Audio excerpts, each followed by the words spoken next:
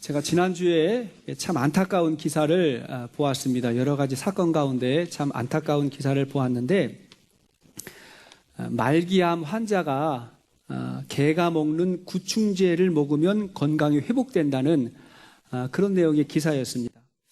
어떤 사람이 유튜브에 강아지 구충제가 암 치료에 효과가 있다는 동영상을 올렸다 그래요. 미국에 있는 어느 사람이 올렸는데, 그러자 암 환자들이 여기에 많은 관심을 갖게 된 거죠.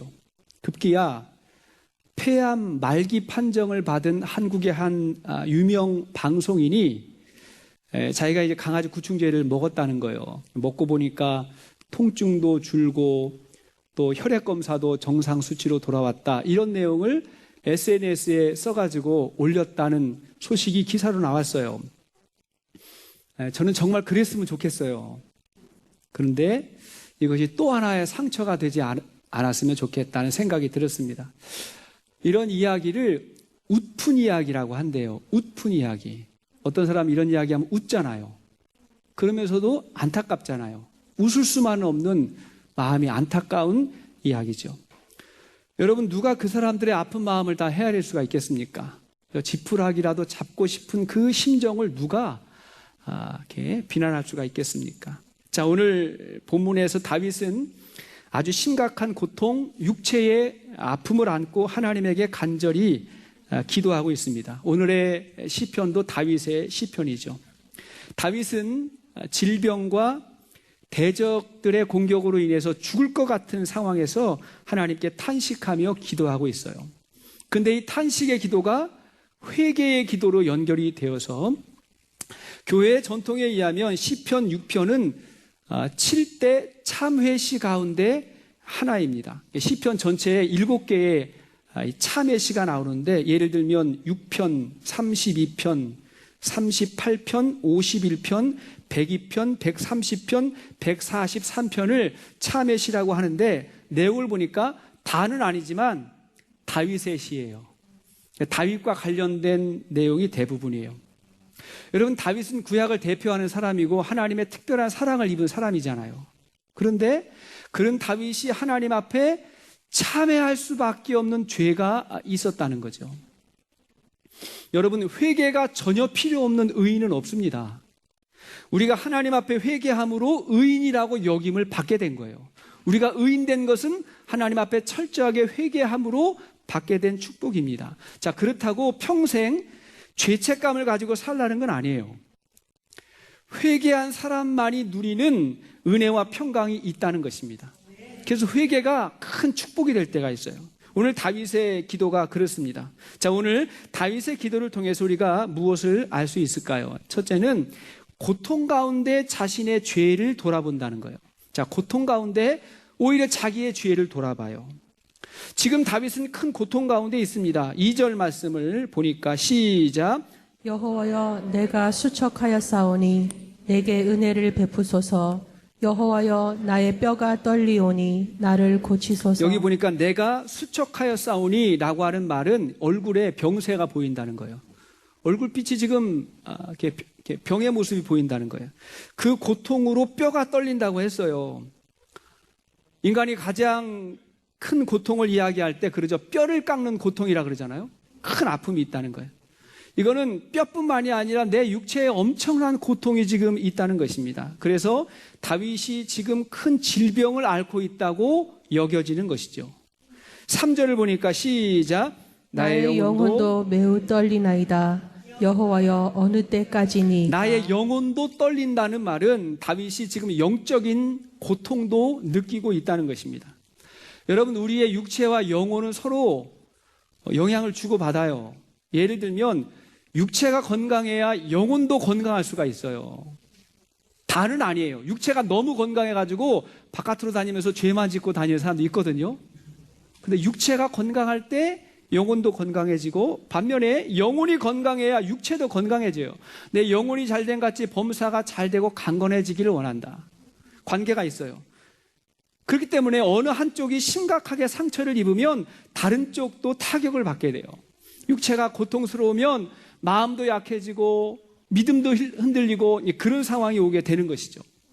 자, 이러한 상황에서 다윗은 이 고통의 원인이 자기의 죄에 있다고 그렇게 고백을 한 거예요. 그것이 1절 말씀이에요. 시작. 여호와여, 주의 분노로 나를 책망하지 마시오며 주의 진노로 나를 징계하지 마옵소서. 다윗은 이 자기의 고난이 무엇 때문에? 주의 분노와 주의 진노로, 그러니까 하나님의 분노와 징계 때문이라고 지금 고백하는 것은 내가 하나님 앞에 죄를 지었다고 그렇게 말하는 것입니다.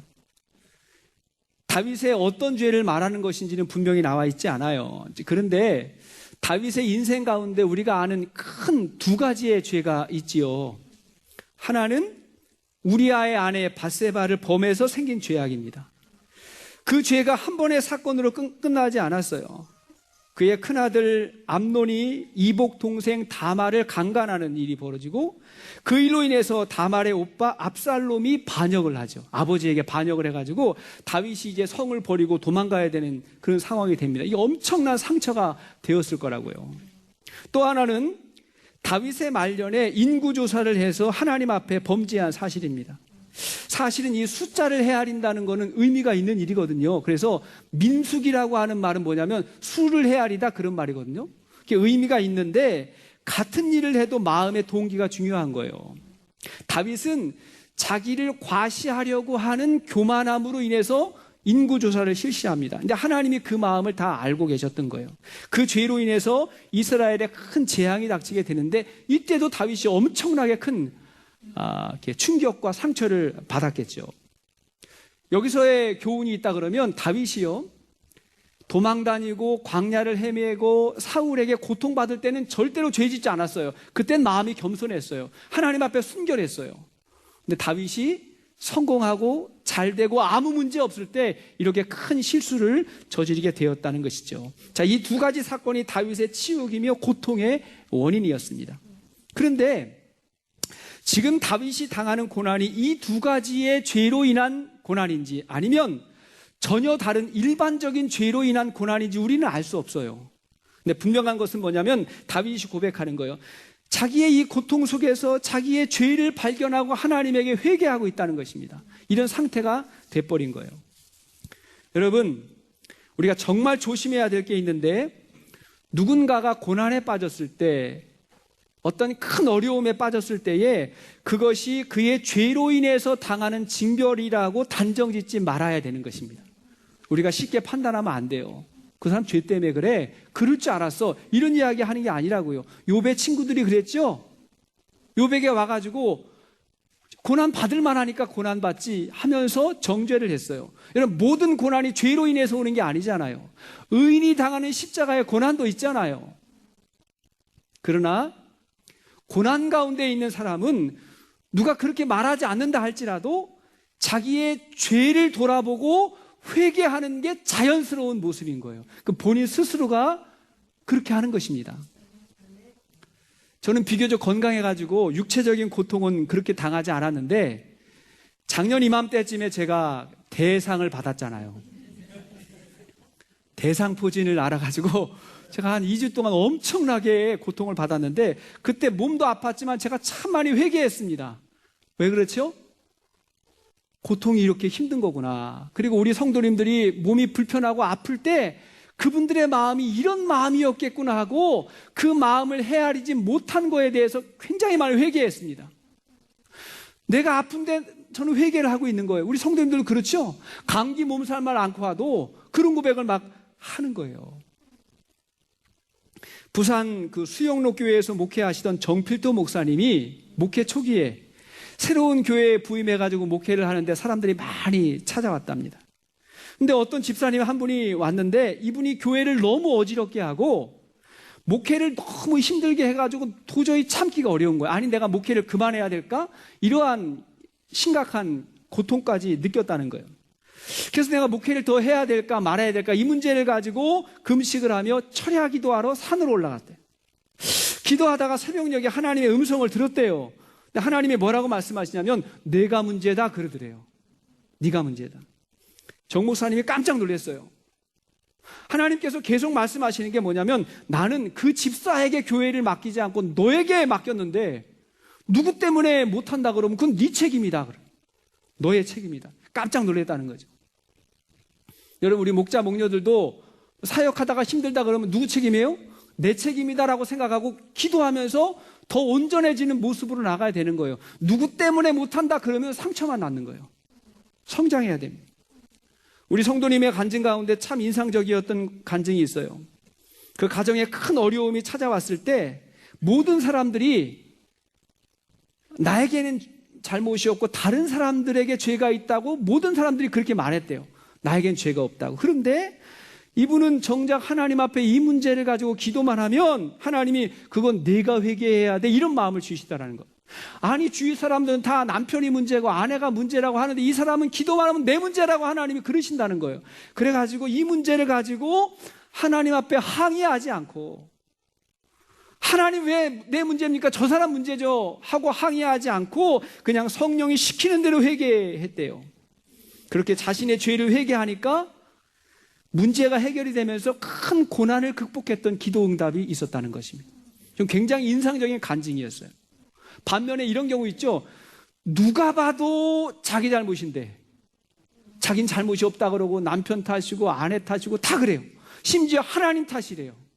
그렇게 말씀하시는 하나님이 문제래요. 누가 봐도 자기의 문제를 가지고. 이건 성령의 사람이 아닌 것입니다.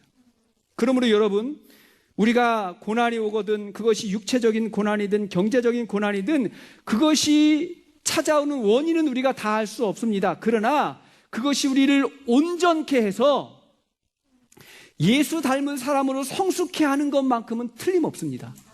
이런 은혜는 우리가 받아야 되는 거예요. 야고보 1장 2절 이하의 말씀을 보니까 시작. 내 형제들아, 너희가 여러 가지 시험을 당하거든 온전히 기쁘게 여기라. 이는 너희 믿음의 시련이 인내를 만들어내는 줄 너희가 알미라. 인내를 온전히 이루라. 이는 너희로 온전하고 구비하여 조금도 부족함이 없게 하려 함이라. 이 말씀 잘하는 말씀이 있잖아요. 여러 가지 시험을 당하거든 온전히 기쁘게 여기라. 기뻐하라가 아니에요. 시험이 기쁜 사람 있어요? 멘탈에 문제가 있는 거예요. 기쁘게 여기라는 말은 뭐냐면 신앙으로 받아들인다는 거예요. 왜? 시험이 나를 인내하게 하고 그 인내하는 과정을 통해서 내가 온전해진다는 것을 믿고 기쁘게 여기라는 것입니다. 이 믿음 우리 모두가 가질 수 있기를 축복합니다. 자, 우리가 그렇게 기도하면서 믿는 것이 무엇일까요? 둘째는 나를 사랑하시는 하나님의 사랑을 믿는 것입니다. 하나님의 사랑을 믿는 거예요. 여러분, 고난이 올 때 처음에는 그 문제를 가지고 기도도 하고 회개도 하다가도 그 고난이 길어지면 마음이 참 힘들어지잖아요. 욥이 큰 고난을 당했을 때 처음에는 어떻게 했죠? 굉장히 근사했어요.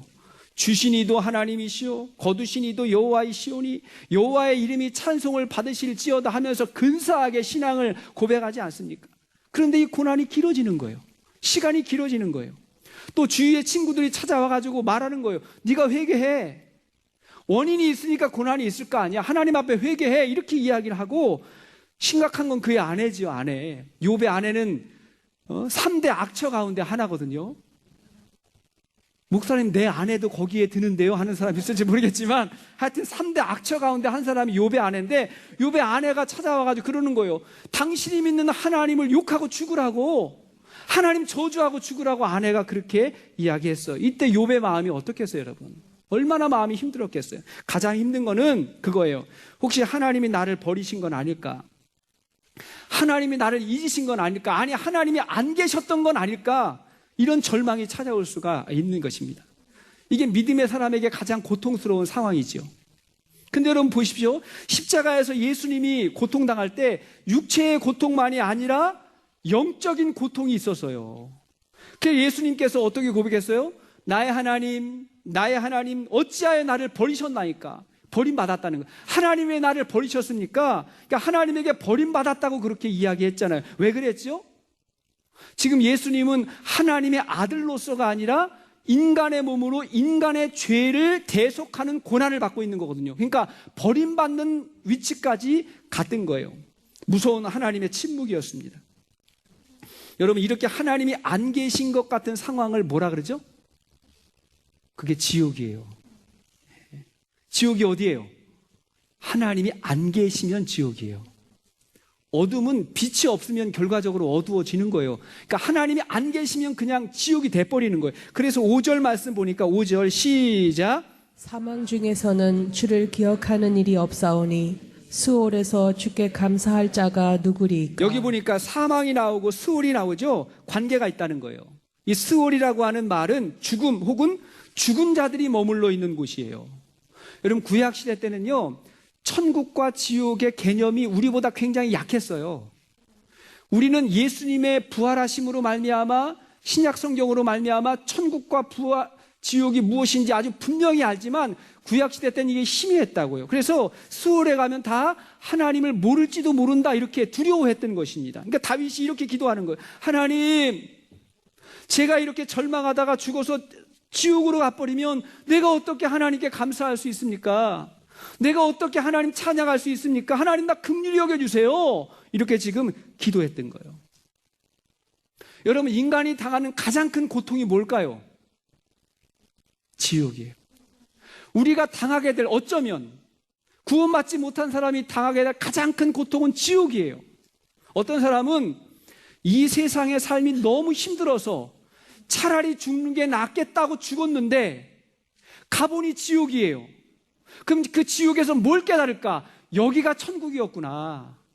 여기선 예배도 할 수 있고 찬송도 할 수 있고 감사도 할 수 있었는데 하나님이 안 계시니까 어디에 감사하고 누구에게 기뻐하고 누구를 찬양할 겁니까? 완전히 지옥인 거죠.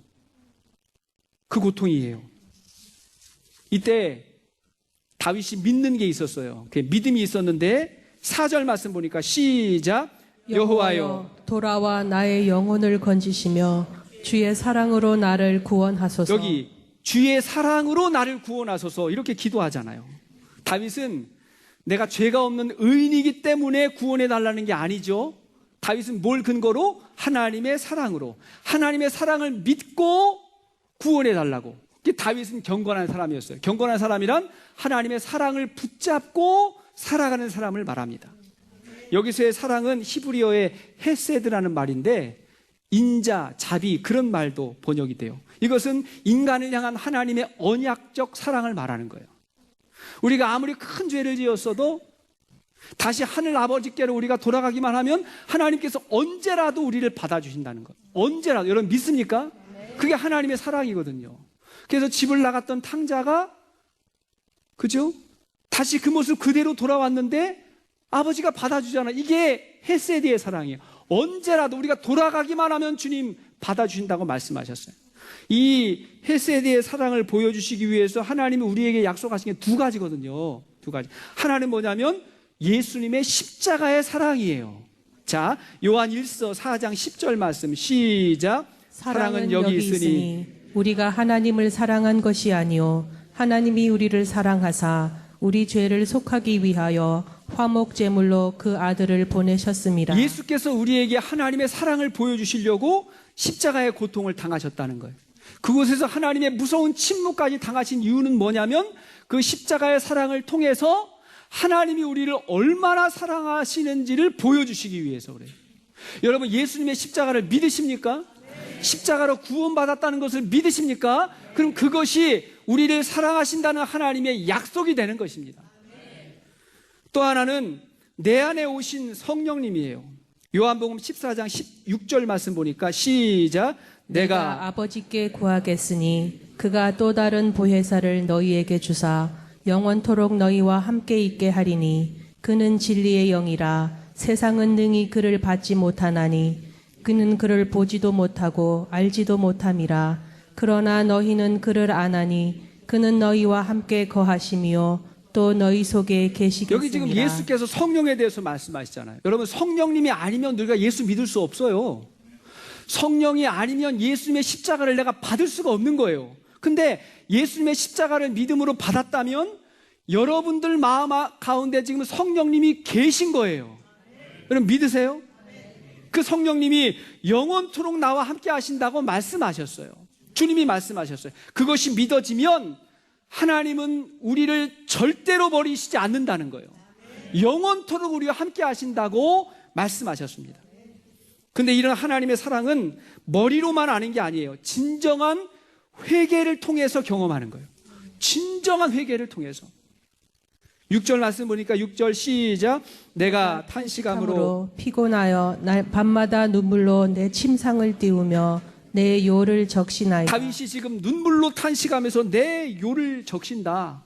이렇게 눈물로 하나님 앞에 기도했던 거예요.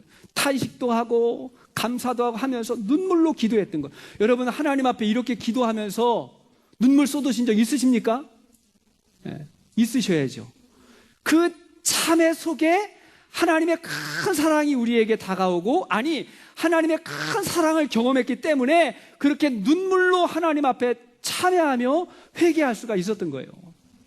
어떤 사람은 그래요. 아유, 회개만 하면 하나님 다 용서해 주시면 그러면 죄 짓고 회개하고 죄 짓고 회개하고 그냥 똑같이 해도 되지요? 착각이에요. 회개는 고통스러운 거예요. 회개는 머리로만 하는 게 아니에요. 머리로 인정하고 그 다음에 마음으로 감정적으로도 회개하는데 이때 고통스러워요. 예수님의 십자가의 고통을 경험하는 것 같은 그런 큰 고통을 경험하며 하나님, 이것이 나의 죄였습니다, 나의 부족함이었습니다 하고 하나님 앞에 눈물로 흘리는 게 회개거든요. 이런 거 계속 반복하고 싶으세요? 아니에요. 우리가 온전한 회개를 통해서 더욱더 성숙한 믿음의 사람으로 나아갈 수 있기를 주의 이름으로 축복합니다. 자, 그렇게 하나님의 사랑을 믿고 기도할 때 세 번째, 우리의 탄식이 확신으로 바뀌는 경험을 하게 됩니다. 자, 탄식이 확신으로 바뀌어요. 우리는 이런 기도를 경험해야 돼요. 다윗이 탄식하며 기도하다가 어느 순간 이게 확신으로 바뀌어요. 자, 8절과 9절을 보십시오. 시작. 악을 행하는 너희는 다 나를 떠나라. 여호와께서 내 울음소리를 들으셨도다. 여호와께서 내 간구를 들으셨으며 여호와께서 내 기도를 받으시리로다. 여기 보니까 악을 행하는 너희는 다 나를 떠나라. 지금 고통의 원인은 다 나를 떠나라, 이렇게 이야기했는데 그 이유가 뭐냐면 내 기도가 지금 응답받았다는 거예요. 세 번 이야기하고 있어요. 8절 보니까 내 울음소리를 들으셨도다. 9절 보니까 내 간구를 들으셨으며 내 기도를 받으셨다. 그러니까 내 기도를 하나님께서 받았다는 것을 확신하니까 담대함이 생긴 거예요. 마음의 치유가 일어났어요. 믿음이 회복이 됐어요. 여러분, 욥이요, 욥도 이런 고백을 해요. 욥의 고난이 길어지니까 하나님에게 의문이 생기는 거예요. 하나님, 나 버리신 겁니까? 왜 내가 이런 고난을 당해야 됩니까? 하고 하나님에게 의문을 갖는데, 욥기가 총 42장이거든요. 굉장히 긴 성경이에요. 총 42장인데 37장까지가 고난의 이야기예요. 굉장히 길어요. 저와 여러분들의 고난처럼 굉장히 길어요. 언제 끝납니까? 하고 계속해서 37장까지가 이어져요. 그런데 38장에 가서야 하나님께서 욥에게 찾아오세요. 그리고는 이 고난에 대해서는 말씀 안 하세요. 그 고난의 원인이 뭔지 그거에 대해서 이야기하지 않고 하나님 자신에 대해서 소개하기 시작해요. 나는 이런 하나님이야 하고 하나님을 보여주세요. 욥이 전에 생각하지도 못했던 하나님을 그때 깨닫게 되었어요. 그리고 나서 이렇게 고백해요. 욥기 42편 5절 이하의 말씀 보니까 시작. 내가 주께 대하여 귀로 듣기만 하였사오나 이제는 눈으로 주를 배웁나이다. 그러므로 내가 스스로 거두어 드리고 티끌과 제 가운데에서 회개하나이다. 사실 욥의 의문이 풀린 게 없어요. 이 고난의 원인도 하나님 말씀하시지 않았어요. 이게 다 해결되지 않았어요. 그런데 하나님을 만나니까 더 이상 그런 게 문제가 안 되는 거예요. 여러분, 이런 거 경험해 보셨어요? 하나님 만나니까 이게 문제가 안 되는 거예요. 여러분, 하나님을 만나면 우리가 모르는 일들에 대해서 별로 중요하지 않아요. 어떤 사람은 하나님 만나지 못했으니까 항상 신앙의 궁금증이 그런 거죠. 이순신 장군은 왜 구원받지 못했나요? 세종대왕은 이런 고민만 하고 있는 거예요. 진짜 하나님 만나면 그거 신경 안 써요. 내 구원에 대해서 감사하게 되죠. 쓸데없는 거 가지고 고민하는 건 뭐냐면 하나님을 모르는 거예요. 자, 지금 욥에게 놀라운 일이 하나님 만났어요. 만나고 나니까 어떤 일이 벌어지죠? 6절 보니까 내가 스스로 거두어 드리고, 이 말은 뭐냐면 내가 쏟아냈던 불만을 다 거두어 드리고 그 다음 뭐 했다고요? 회개하나이다. 다시금 회개했어요. 그리고 그를 비방하던 친구들 있잖아요. 아주 왼수 같은 친구들을 위해서 기도를 시작합니다. 그리고 도저히 용서할 수 없는 그 아내를 용서하는 거예요. 저 같으면 이런 아내 용서하기 좀 어려울 것 같아요. 우리 아내가 여기 있지만 미리 이야기하는 거예요, 지금. 아니, 지금 남편이 힘들어 죽겠는데 와가지고 옆에서 도움은 못 될 망정 하나님 욕하고 죽으라고, 그게 믿음이냐고 이렇게 이야기했는데 용서할 수 있겠어요? 그래도 해야지. 성령님이 시키시면 해야죠. 이런 일이 벌어진 거예요. 하나님 만나니까 이런 일이 벌어지는 거예요. 여러분, 우리가 기도하면서 내 기도의 제목이 언제 어떻게 응답될 것인가에 대한 관심을 우리가 많이 가지고 있어요. 근데 그것보다 더 중요한 건 뭐냐면 그 가운데 하나님을 만나는 것입니다. 하나님의 임재를 경험하는 것이고 하나님의 사랑을 다시 한번 경험하는 거예요. 그리고 나서 순종이 시작되는 거예요. 용서할 사람은 용서하고 기도할 일들은 기도하고 그 다음에 순종이 시작되는, 그러다가 하나님으로 충만해지는, 그러면서 하나님께서 어떻게 역사하시는가를 새롭게 보게 되는 것입니다. 엘라이저 휴잇이라고 하는 미국의 고등학교 여 선생님이 있었어요. 어느 학교에서 약간 불량스러운 학생에게 너 그렇게 살면 안 된다고 훈계를 했어요. 좀 모질게 훈계를 했던 것 같아요. 근데 그 학생이 그냥 흥분을 해가지고 흉기를 휘둘렀어요. 선생님의 옆구리가 찔렸는데 척추가 심각하게 손상을 입게 됐어요. 학생 잘 되라고 가르쳤는데 병상에 눕고 수개월이 그렇게 지난 거예요. 몸도 마음도 쇠약해졌어요. 삶의 절망과 그 다음 회의가 밀려왔어요. 내가 앞으로 교사할 수 있을까? 아니, 해야 될까? 이런 상황에서 내가 학생들 앞에 설 수 있을까? 이런 오만 가지 생각이 들었겠죠. 그러다가 시간이 지나서 봄이 되었어요. 병상에서 간신히 일어나서 지팡이에 의지하며 햇살을 맞으면서 잔디밭을 걷고 있는데 문득 내가 오랫동안 기도를 잊었구나라는 걸 거기서 깨달았다.